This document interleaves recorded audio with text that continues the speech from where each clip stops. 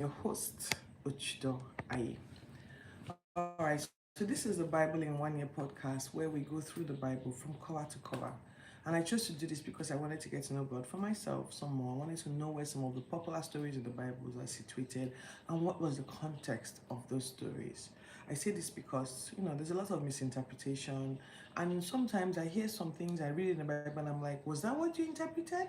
So even though I know God can speak to people in a billion ways, I kind of like want to know what He's saying to me, right? So I want to read the Bible for that. Then I chose to share it online because I want to be held accountable and be able to stick to the plan. It's crazy up where I am busy and up to my neck in a lot of work, but I took on this task because I felt that if I didn't, I would not finish because I've attempted it before and I didn't finish. So far we're doing well. Today is day 121, so that's not bad, right? Yeah. I follow a Bible guide written by this particular daily Bible guide written by Pastors Ina and Sarah Maku, the church where I attend. And every day we look at a psalm, a proverb, an Old Testament, and a New Testament scripture. Yeah, some people say that's a bit much for them. They just want to follow the chronological way the Bible is written, chapter by chapter, until they get to the end. But the writers chose to, make it, I guess, to just make sure it wasn't so boring to read. And then you have a lot more to read over the time. All right, so we're successfully going through the book of Judges, and we have entered into the book of John.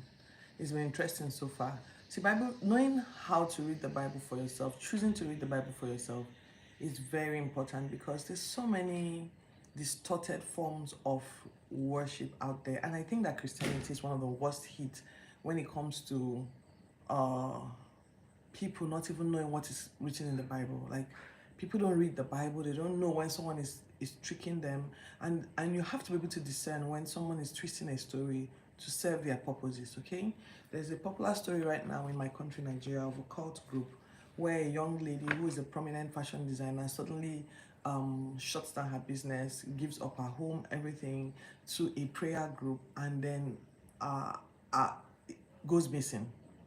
And these are the reasons, these are the things that people question when they say, look, what are you even studying? What part of the Bible gave you the right to do this or to behave like this? Hello? Hello? Thank you for saying hi today. What part of the Bible gives you the right to say, to treat people that way? And what part of the Bible makes you think it's okay for people to treat you that way? Why are you not sensitive, So that's why reading the Bible is very important. Okay, so let's get to it quickly. Today we're looking at the book of Judges 15 and 16. We're looking at John chapters 2, and we are looking at Proverbs 17, 14, 17 to 19, and then Psalm 100. So we're going to make it fast and quick. So the book of Judges. Hi from Nepal. Ayush. Ayush. Hi everyone. Glad to see y'all.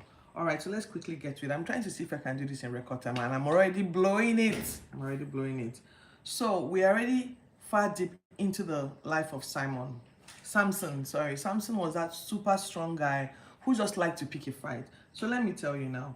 Samson, if you remember yesterday, Samson was getting married. At his wedding, he got upset when his riddle was discovered, and he goes and he kills some young men, takes their outfits, and then comes and gives the people who solved his riddle, because that was the result for that was the resulting. He was supposed to give 30 outfits to people who solved the riddle, where he did it in a terrible way.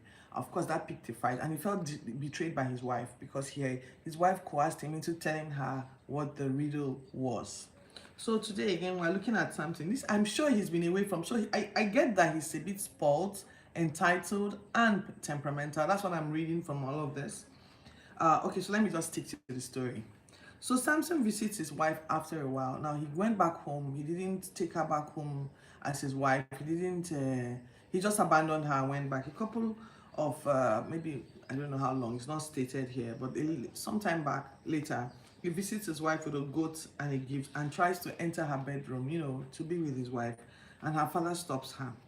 And her father is like, "Why are you coming back to her? I thought you hated her because she betrayed you." Um, you know, our father says, so I gave her to your best man. Who does that? Who takes the bride, the newly wedded bride of a man, and gives to his best man simply because the man leaves? Why don't you call the man and say, do you still want your wife? You lady, do you want to marry this man? He has a bad temper, you know, and all of that. Anyway, the father says, look, I've already given her to your best man. She's been with him a couple of, I don't know how long now. Why don't you just take her younger sister, you know? So Samson thinks, oh, he goes into the field. He gets 300 foxes. Fox, you know, like a fox? This little red animal, very fast on their feet. He takes 300 of them. He ties torches to them. He ties them in pairs, then puts torches to them, and then he sets the torches on fire, and then leaves them to run through the farms of the Philistines. Like, he's really creative in his troublemaking. So of course he sets the whole place on fire. Their food burns, their grains burn, their farms burn down, and now everybody's upset. So they come back and they say, you family. So they go to his wife and her father, Samson's father-in-law, and say, you guys brought this guy into this place. Look at what he's done. Look at that. He has burnt all, like we are impoverished. So they get angry and they set the man and his daughter ablaze, which upsets Samson even more. Which upset Samson even more. So when that happens, Samson feels, well, I'm only avenging what they did to me. They took my wife away from me. So Samson's own people, the Israelites, go and meet him and say, what's wrong with you, guy? What's wrong with you?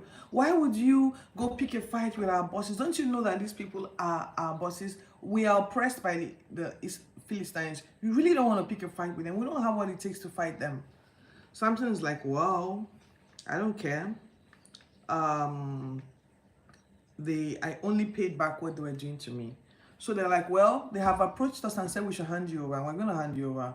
So it's like, are you guys going to kill me? They're like, no, we're not going to kill you, but we're going to hand you over to them. They will do whatever they want with you.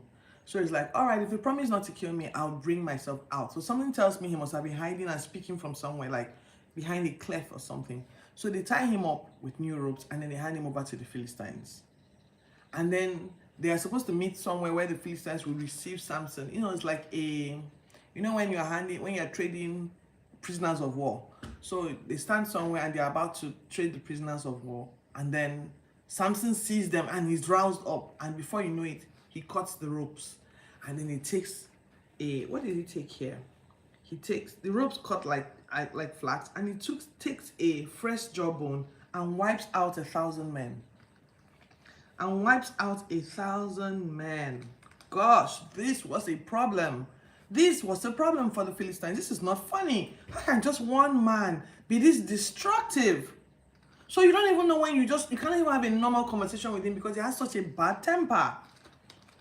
Anyway, he takes the jawbone of a donkey and eliminates heaps upon heaps, piles 1,000 men.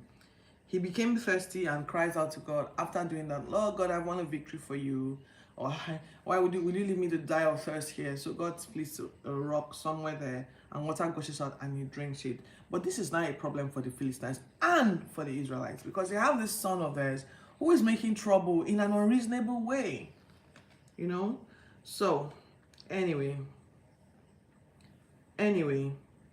that place where he killed 1,000 people is called Hakore in Lehi. All right. Samson ended up judging Israel for 20 years. But let's see what happened afterwards. So he went down to Gaza, this famous Gaza that is on the news every day these days, this famous Gaza. He went down to Gaza and saw a lady of the night and went into her. And so the Gazites surrounded where he was because the news came that, that guy that destroys the whole place is around. You guys want to make sure that you catch him. Everyone is going to probably put money out there for him. Now, that's me adding my own flavor to the story. But I'm sure that there was a bounty on his head. Like, anywhere he shows up, we need to catch this guy. At that time, they were not really sure whether there's something he's drinking to make him this strong, whether he looks very strong, or whether he looks like an ordinary human being. Anyway, so they surround the place with the plan that they will seize him in the morning. However, at midnight, after being with the lady, he gets up, He goes to the gate of the city. He uproots the gate. You know how big those gates are? Even a normal gate today of a regular house today, of a 3-bedroom bungalow, no one can lift it single-handedly. Samson goes to the gate of the city, uproots it, plus the posts. Now let me tell you what a post is. I'm an architect, right? A post is that concrete, the concrete columns that are placed on the sides of the gates that are anchored into the ground. They have foundation in the ground and are built with concrete, usually done in situ, meaning that it's built there on ground. They're usually very hard to destroy. Lots of reinforcements are placed inside those things, and on the ground where your eye cannot see, the substructure is usually a really thick pad of concrete foundation that is usually almost impossible to uproot. This gentleman goes to the gate, uproots the gate along with the 2 posts, carries it up a hill and dumps it there, a hill in Hebron. What kind of troublemaker is this? And then again, what kind of incredibly strong man is this? Anyway, so he dumps it there, right? And then people are like, oh, this is getting too much. By and by, he falls for a woman, another Philistine. So he seems to have like affinity for the wrong women, right? So he falls for a woman known as Delilah. And the moment they recognize that he loves Delilah, they start to offer her money to entice him to say the source of his strength. And so she begins to pester him just like his wife pestered him yesterday. She begins to pester him and she says, what is the source of this ridiculous strength that you have? Come on, Samson, talk to me. I'm your baby girl. Don't you want to tell me how strong you are? Look at your arms, you're so strong. I wonder what you do to make yourself so strong. Is this something you eat? Is it where you were born? Are people like that from where you come from? And day after day, she beat him down with her request. Of course, some days she'll cry, oh, Samson, you don't love me. Why are you not telling me? I want to know how strong you are. So anyway, Samson decides, okay, if you tie me with fresh boughs, you would overpower me. Then he tells her another time, if you tie me with fresh ropes, you overpower me. Then he tells her another time, if you take my hair and tie it to the loom. So let me see how that is written. If you tie my hair into the web of the loom, I don't know what that is, but I'll Google it.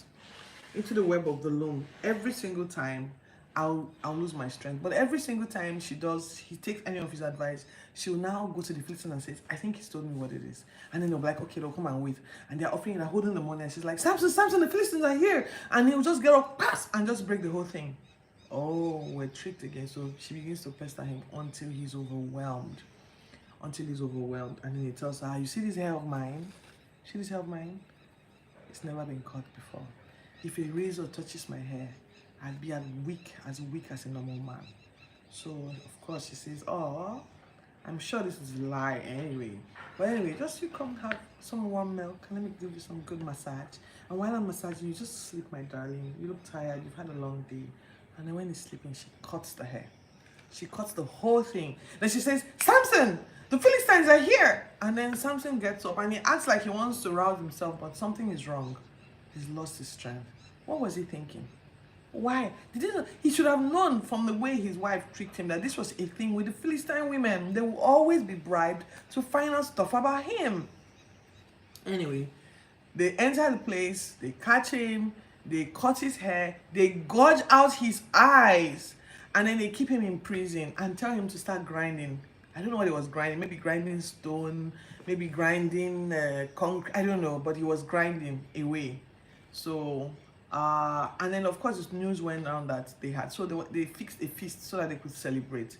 While they were preparing for their feast, Samson's hair began to grow as any normal hair would grow.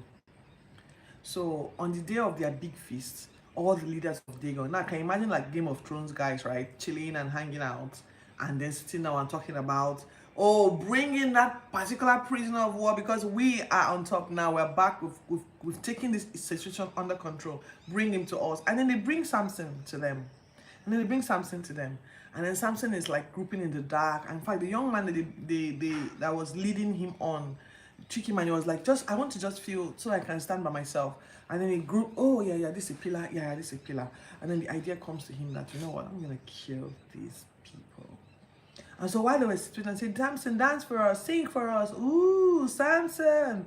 Samson just takes one last heave at the pillars. Do you know how tall and beautiful the ancient kingdoms were?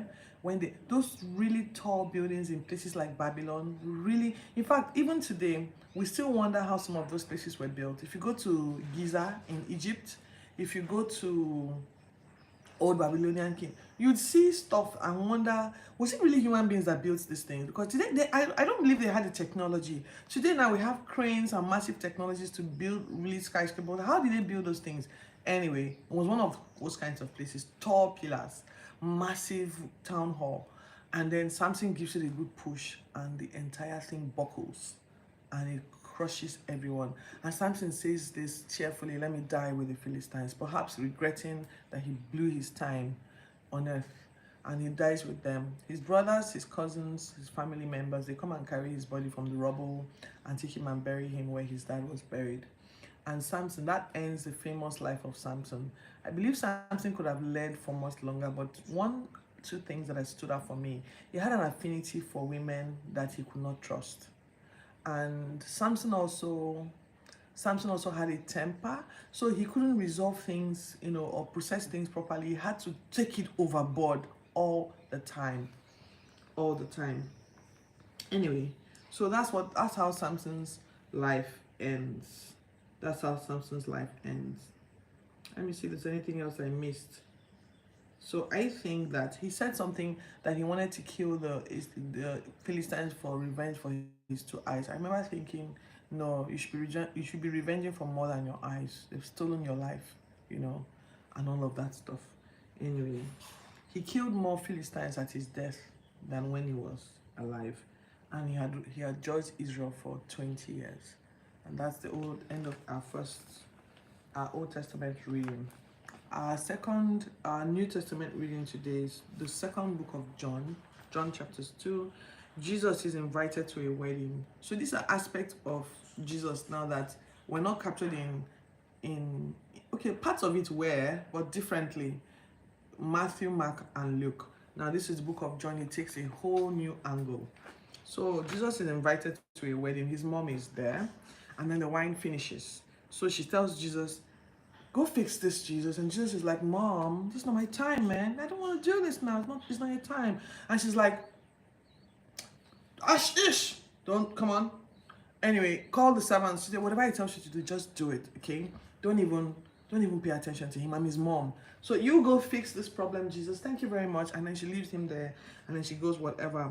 And then she's like, now you sabi, in my country, that's your business, right? You sabi. Anyway, Jesus calls the guys who are serving the wine. He says, go fill up all the jars.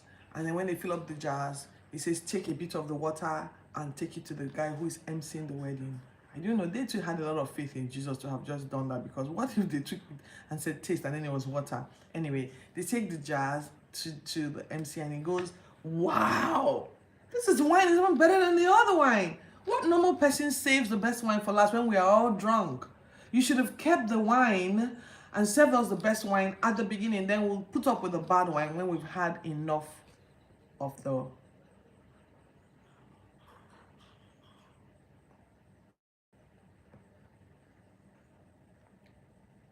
Okay, so I need to stop this video straight away,